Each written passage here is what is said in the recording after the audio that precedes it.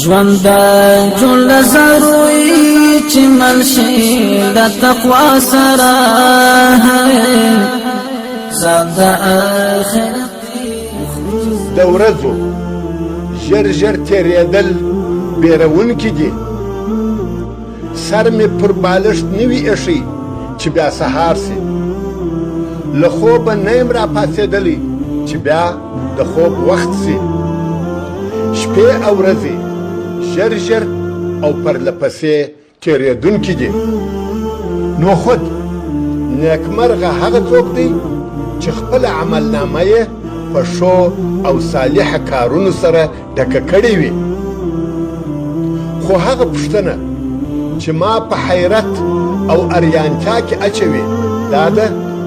چې ما خپله عملنامه په څه شي سره ډکه کړې ده زه او تاسې وینو چې زموږ پر شاوخوا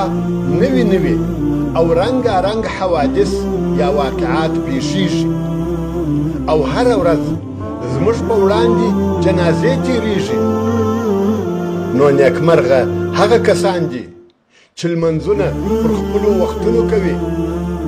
د اذان سره د اذان کلمې تکراروي د سهار او ماښام اذکار وایي هر چاته سلام ور اچوي د خلقو سره په دوستي او محبت ژوند کوي د قرآن مجید څو سورتونه یې یاد وي صدقې او خیراتونه ورکوي تسبیحات او استغفار وایي نفلي روژې نیسي پر رسول الله صلی الله علیه و آله وسلم درود وایي زړونه یې په آخرت پورې تړلي وي ځکه چې نه